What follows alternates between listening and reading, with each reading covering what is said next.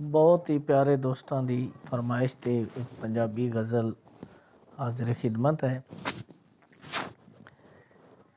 मैं पेशावर गदागर नहीं जुदाई का साच आया है। मैं पेशावर गदागर नहीं जुदाई का साच आया है।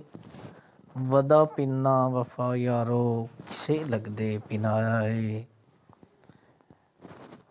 मैं जिस दी दोस्ती पारूं ना धुप वेखी ना छां वेखी।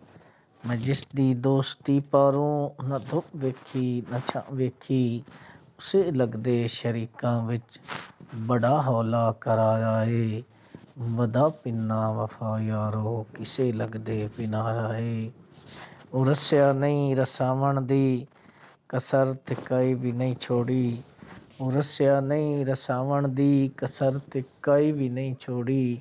ਜਿਨ੍ਹਾਂ ਦੀ ਗੱਲ ਮੁੜਿੰਦਾ ਨਾ ਉਹਨਾਂ ਹੱਥੋਂ ਵੀ ਅਖਾਇਆ ਏ।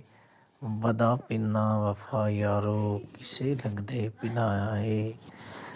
ਬਿਕਾਰੀ ਭੀਕ ਨਾ ਛੋੜੀ ਕਦੀ ਦੀਦਾਰ ਮਿਲ ਪੌਸੀ। ਬਿਕਾਰੀ ਭੀਕ ਨਾ ਛੋੜੀ ਕਦੀ ਦੀਦਾਰ ਮਿਲ ਪੌਸੀ। सवाली नो मगर हातिम सदा खाली वलाया है। वदा पिन्ना वफा यारो किसे लगदे पिनाया है। मैं पेशावर गदागर नहीं जुदाई का साच आया है।